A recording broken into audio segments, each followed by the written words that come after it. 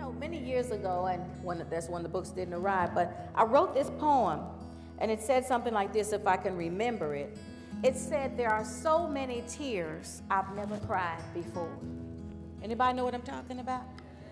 The ones that you just smush down and hope that they'll just dry on their own, but they just coagulate into a cold, hard cube of never again. That settle in our spirits, settle in our guts. And finally, one day, a blessing presents itself, but we're too afraid to be excited anymore. Anybody here have layers of disappointment in their lives? And I think I ended the poem by saying, I see you standing there, but how do I know that you won't add another drop to all the tears I never cried before? I think many of us are that woman. I think many of us are that woman that made her way to the well that day in John chapter 4. It was hot. It was a hot day. She was hot in more ways than one.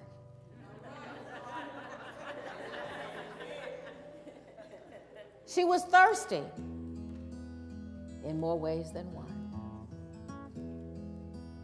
And she deliberately picked noon as the time to go to the well, because she didn't want to deal. Anybody here don't feel like dealing with the looks, the thoughts, the opinions of others? Isn't it interesting how we allow life to manipulate us and turn us into who we are not, really? You know, this woman, we'll find out later in the story, was not really who she presented herself to be at the well. She had walked there, she was hot, she was tired, she was thirsty. I don't know what her frame of mind was that day, but I don't know about you. I've woken up some days and said, is this all there is? Do I really have to get out of this bed? And whatever for? Because if today is going to be anything like it was yesterday, I'm just want to stay in the bed.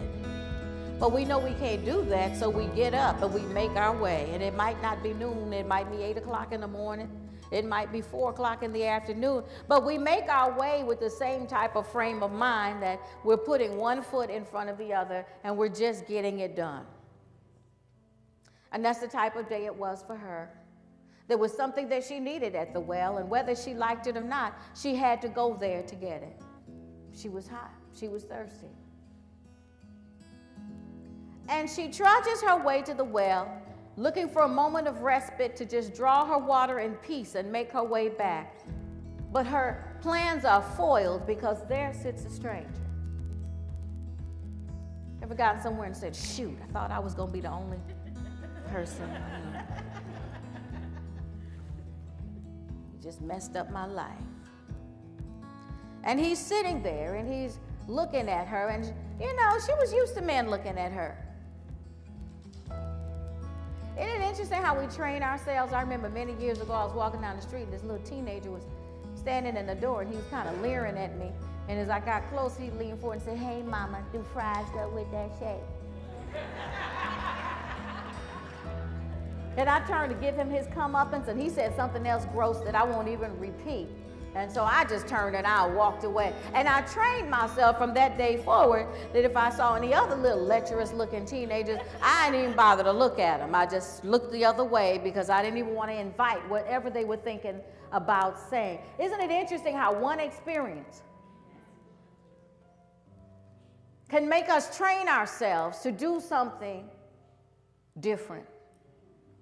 And I think that she was very much like that because, you know, when you've had layers and layers of disappointment in your life, you get to the point where you can't recognize the blessing even if it walks up and slaps you in the face.